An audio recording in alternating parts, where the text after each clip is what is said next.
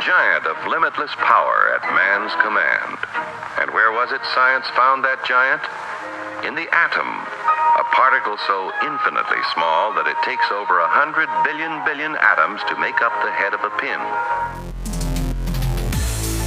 This is Out of the Basement, a podcast dedicated to radiation medicine.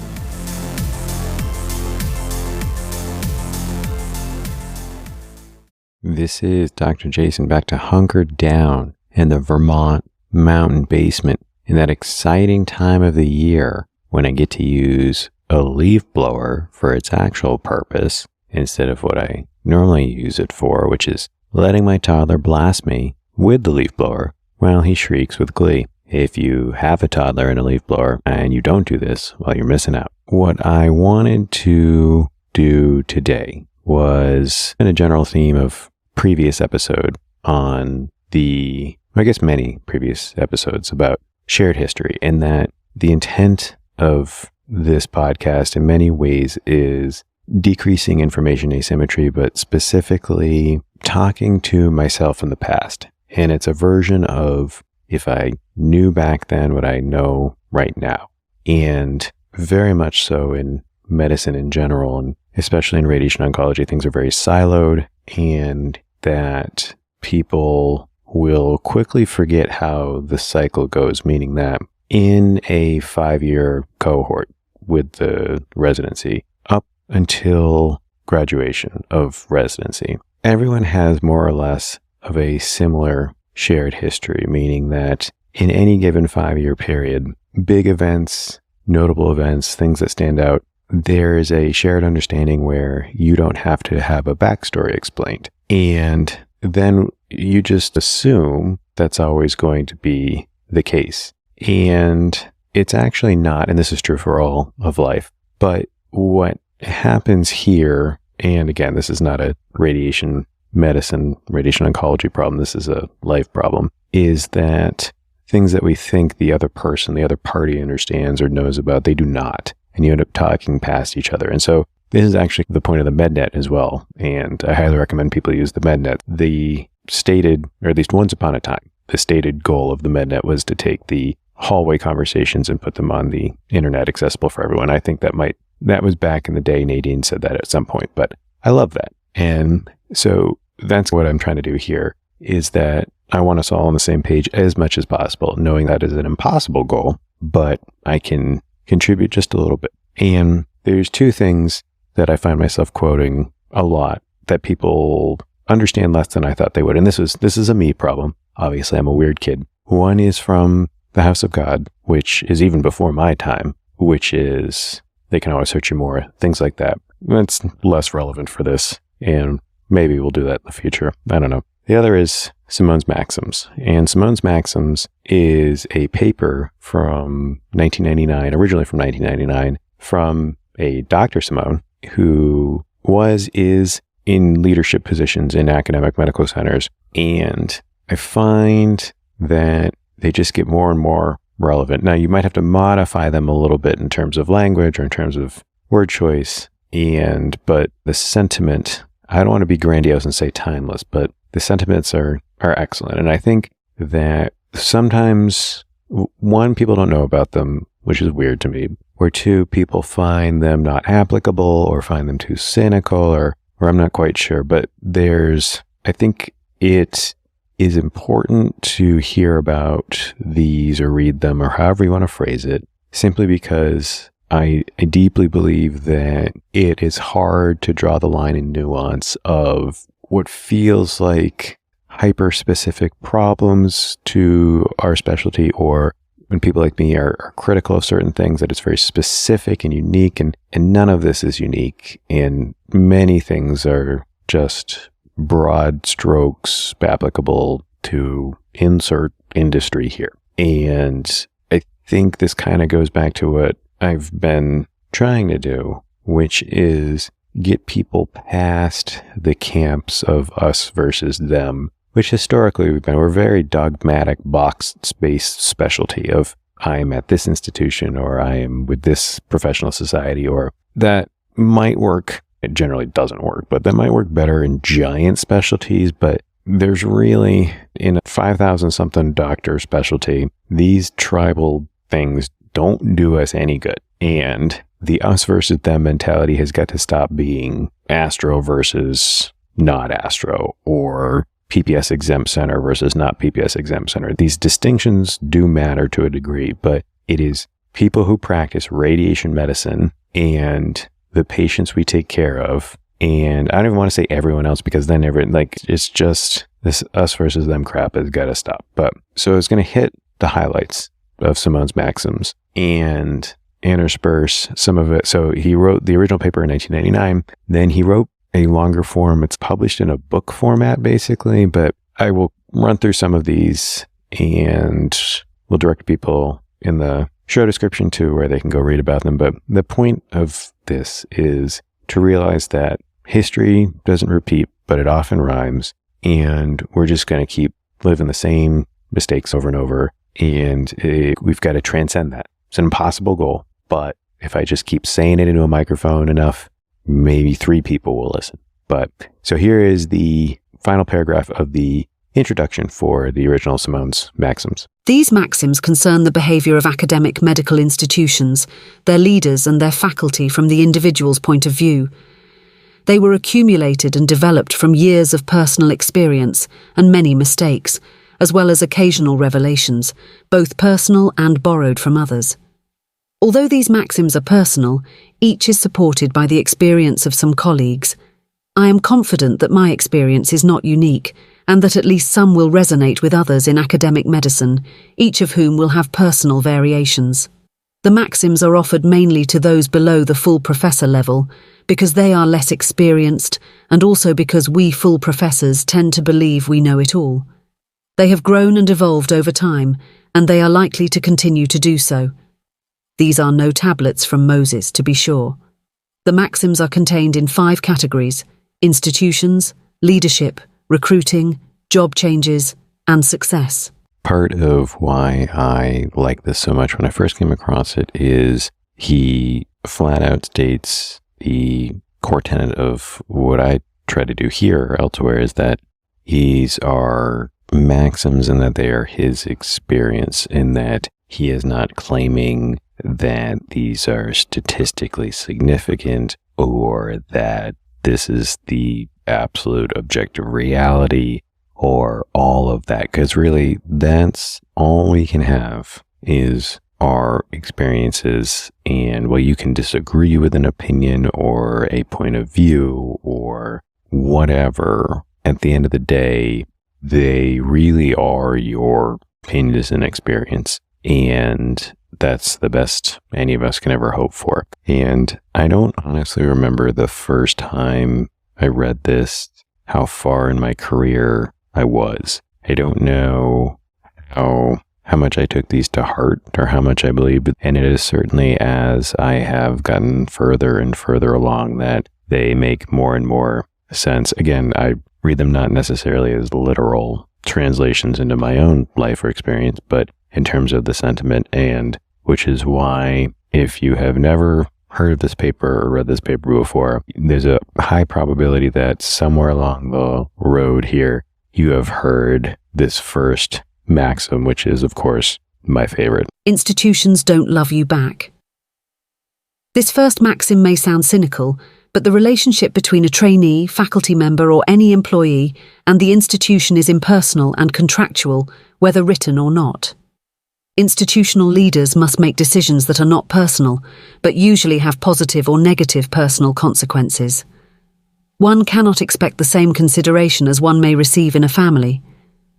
Despite overwhelming evidence to the contrary, it is surprising how often even full professors believe they deserve special consideration because of loyalty, longevity, or past productivity. A wise colleague once told me that job security was the ability to move to another job because of professional independence. One must keep in mind that institutional relationships are really with persons who can and sometimes do love you back. My fondest memories of places I've been are of co-workers and patients, not the institution. If they moved on, my attachment moved with them. For any one of us, good co-workers and solid leaders make what we value in the institution. Recognizing them, what they do for us, and the values they represent are far more important than loyalty to an impersonal institution.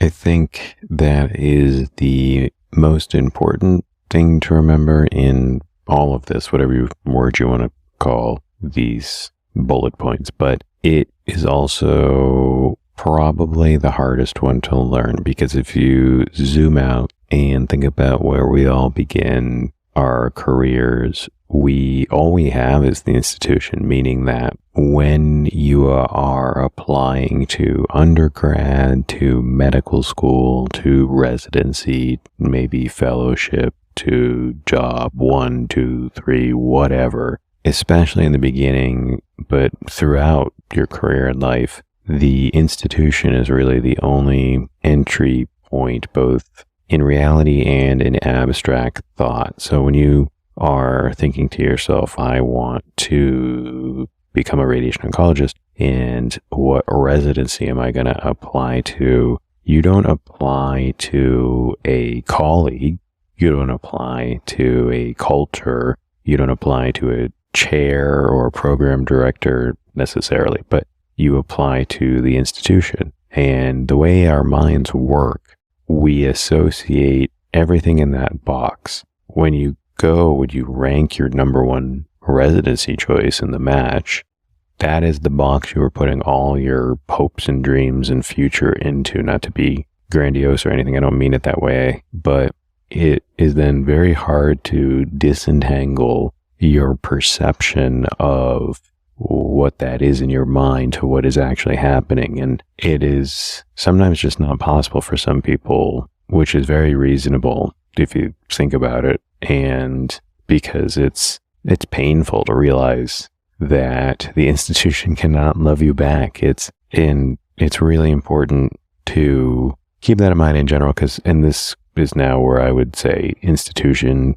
and love and those things can mean many things. And you see this a lot in radiation oncology simply because we are so small. There's not a lot of institutions for us to choose from.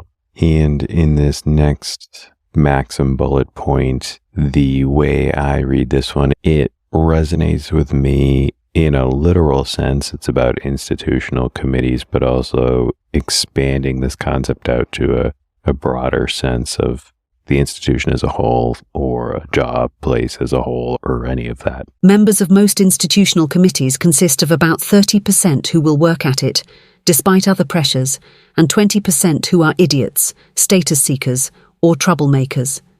The remainder consists of those who don't show up, attend because they have nothing better to do, or who can't or won't spend much energy on it.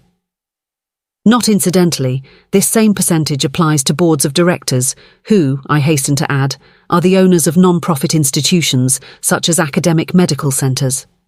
The higher up you go in such institutions, the more important it is to know into which category each trustee fits, because trustees have enormous influence and they turn over rarely. The most successful committees have hard-working chairmen who prepare themselves and the members before meetings, call meetings only when essential, and engage members in a productive manner. No academic committee meeting should exceed 60 minutes, preferably 50. No one ever complains of meetings being too short. Longer meetings are usually due to poor leadership, poor organisation, or a lack of purpose.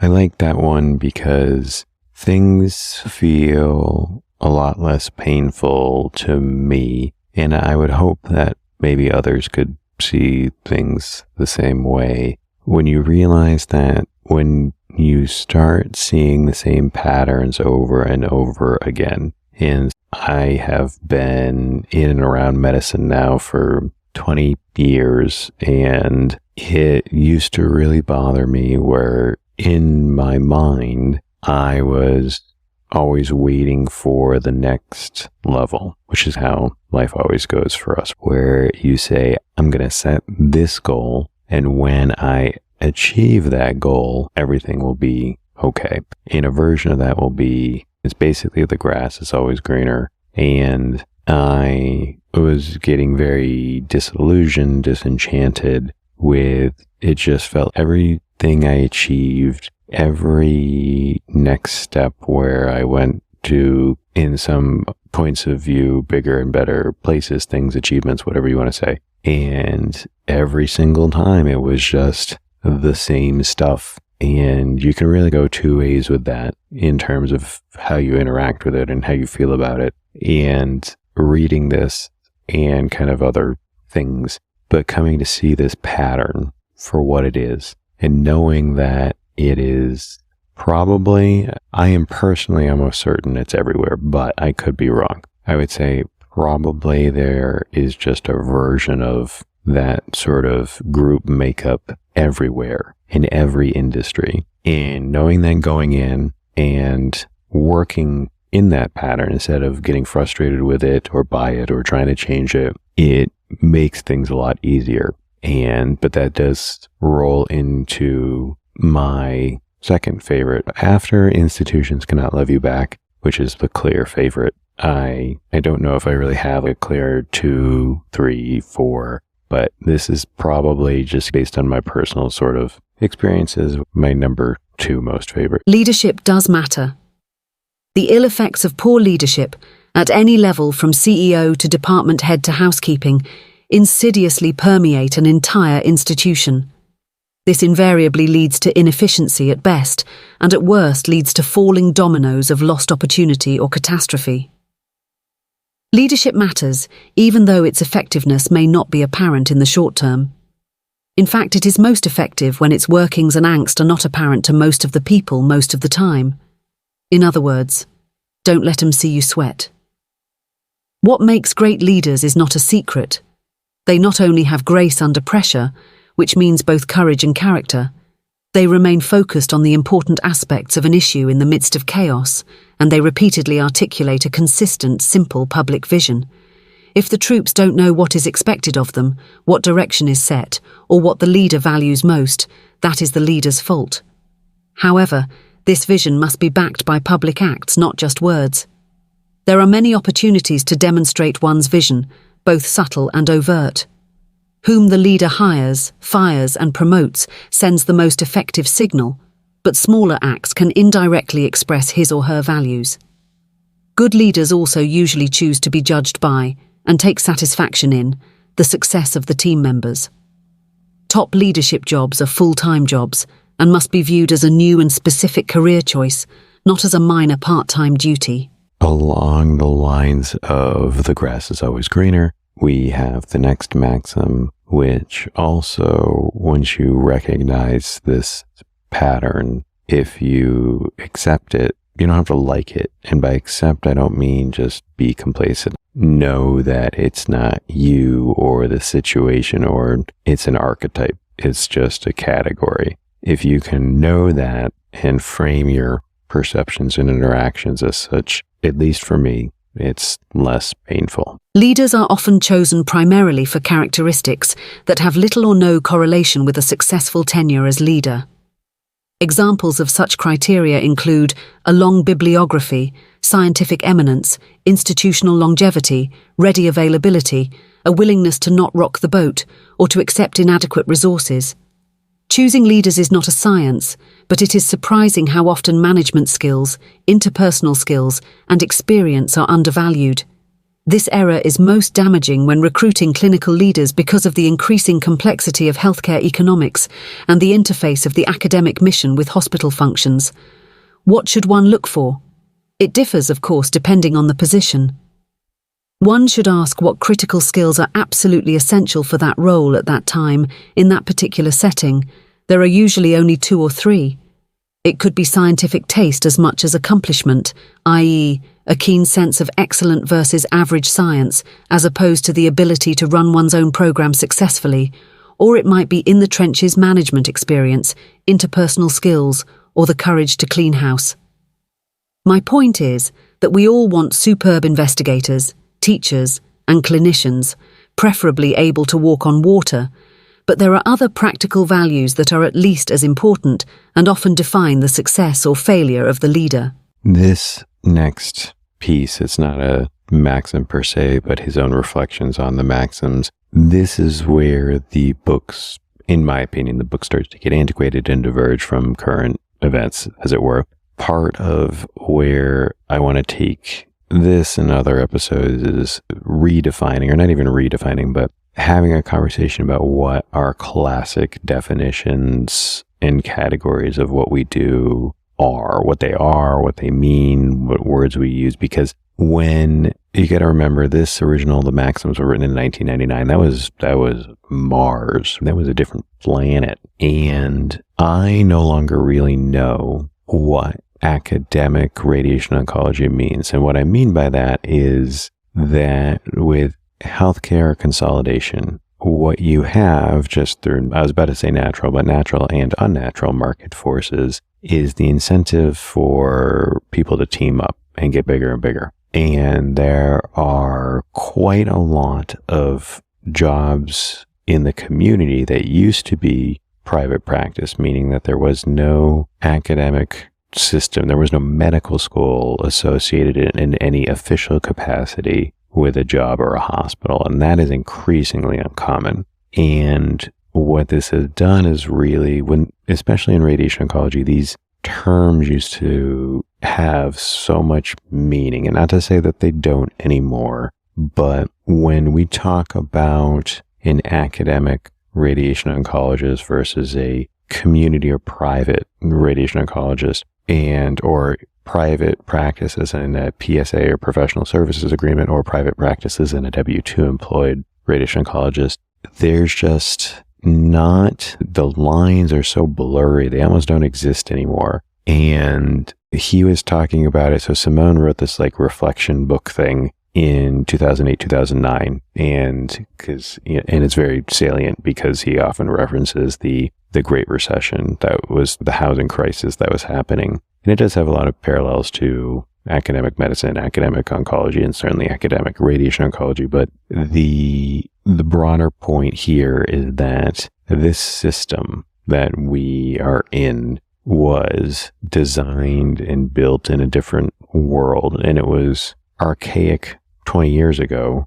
And I don't even know what's a step above archaic, but let's hear how this used to be described in the way back of 2008. One might say that the traditional university medical center is archaic, an attempted adaptation of the university structure first developed in medieval times.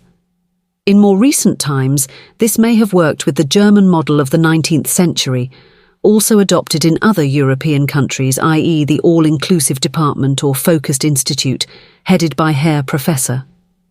The professor usually had a management role of the clinical facility and total authority over operations, appointments and such. The economics were relatively simple. The professor was paid by the state for his university work, and he often had a lucrative private practice on the side. His aides were paid peanuts, if they were paid at all. This model persists in parts of Italy. Today's University Medical Center in America, that developed its present shape after World War II, is an entirely different entity. It is a big business that often is suffocating under the fusion or confusion of competing demands using structural models with conflicting missions. It has not fully adapted to the financial and social realities of the day that profoundly influence its ability to carry out the academic mission. Thus, we see the increasing strength of freestanding cancer centers and research institutes, both of which have a more unified vision of their missions. The fact that some university medical centers are doing quite well, academically and financially, is a reflection of their elite status and/or being quickly adaptable to contemporary realities. Most university medical centers have done neither, despite the best efforts of many faculty and staff, because of poor leadership, glacial responses to societal change, or an ingrained satisfaction with mediocrity. And then one last little piece from Dr. Simone himself for this particular episode that I think we should maybe carve into a bronze tablet and have it hung. We probably need a couple bronze tablets, and then we can all vote on where we should hang them. Academia is fertile ground for hubris to grow because the professorial ranks, the obsession with national rankings, and the pomp and ceremony create an atmosphere of superiority. It is a short step to believing that one's long CV, multitudes of grants, and many honours that academics give one another have created a superior, all-knowing being. The next step is arrogance, often evident by treating those below one's rank dismissively and impolitely. If the individual is very successful or powerful in academic terms, there is a slippery slope down to hubris.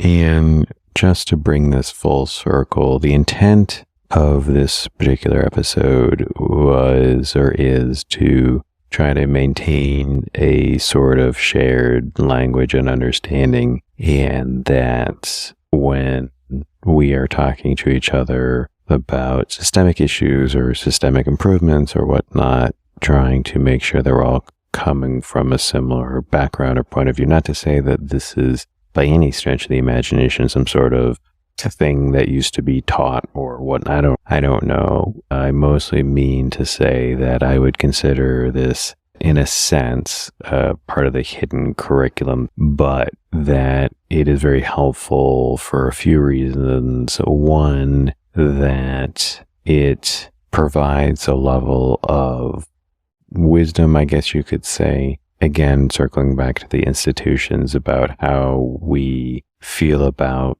ourselves, really, where there's a lot of pressure in this career to make certain choices. And at the end of the day, the only person that can live your life is you. And when you make choices, you have to make sure that you are making the ones that you want. Because if you feel pressure from your institution to pick a certain path, to study a certain topic, to study anything at all, if you feel pressure from the institution or feel like you need to do something because that's just the way it is, and it's not necessarily aligned with what you want for your life, it is very hard to acknowledge that, number one, and even harder, number two, to do it.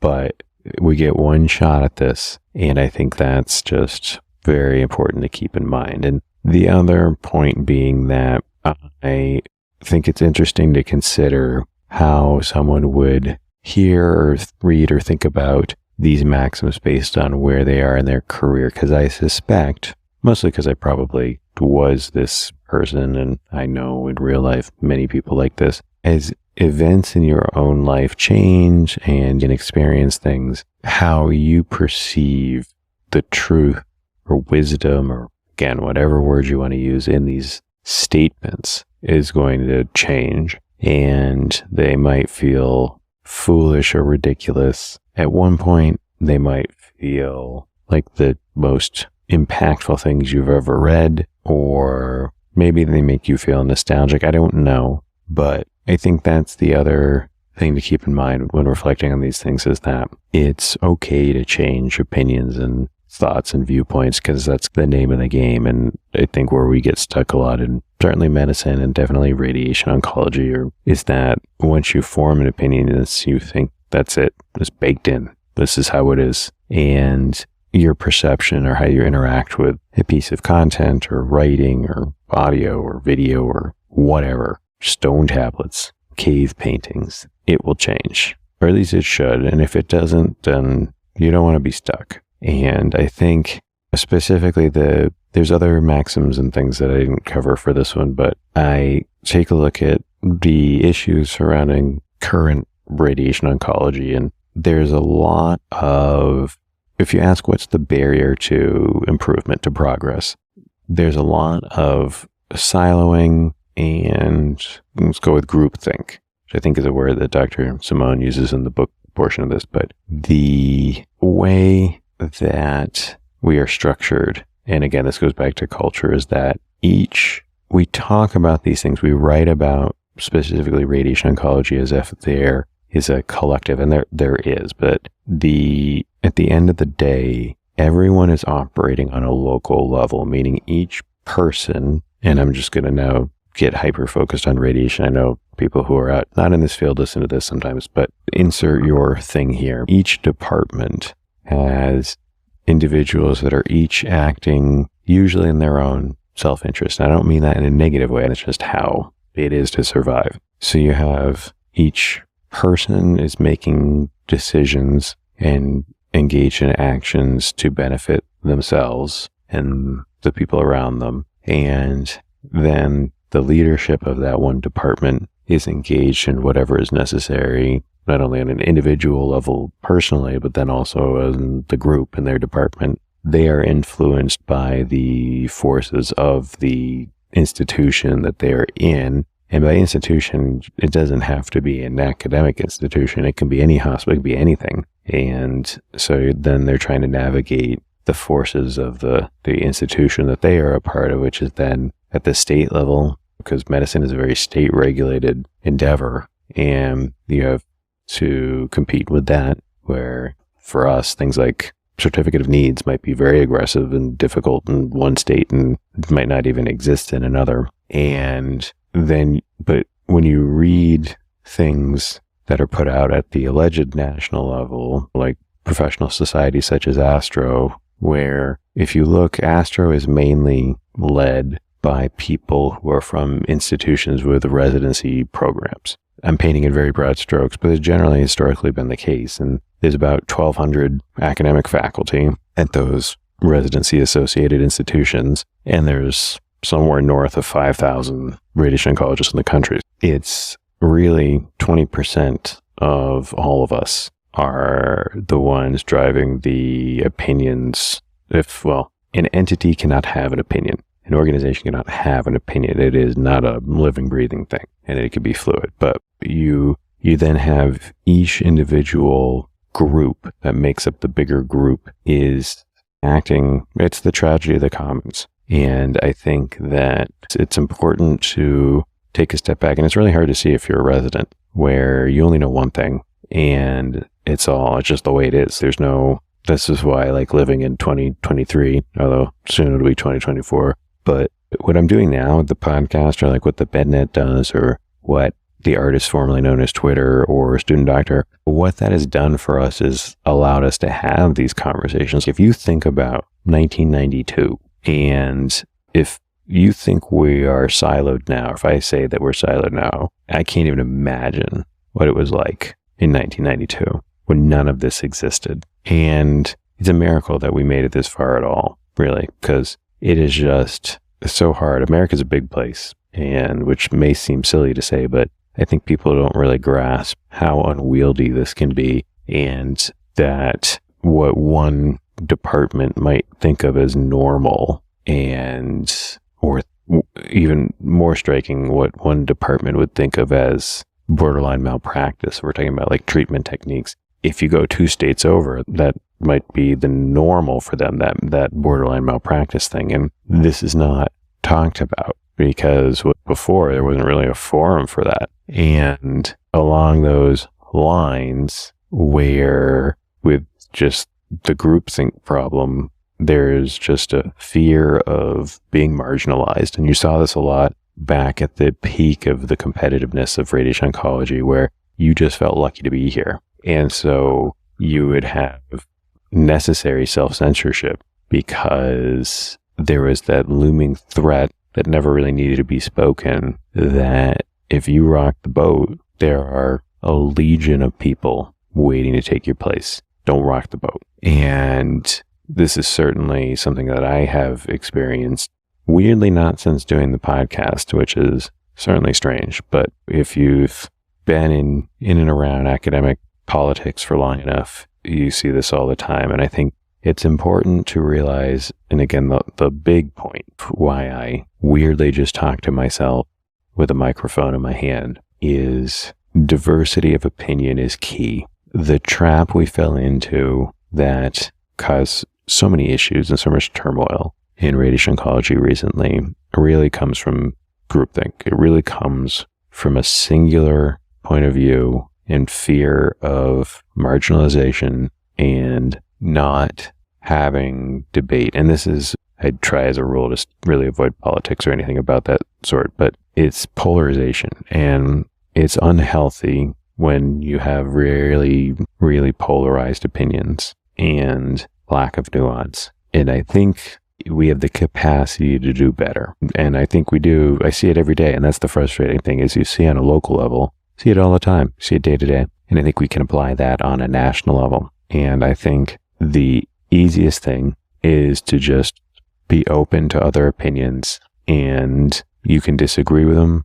you can love them, you can hate them, but you got to hear them, you got to have them, or we're essentially the ostriches of medicine. And we like basements, but we shouldn't like sand.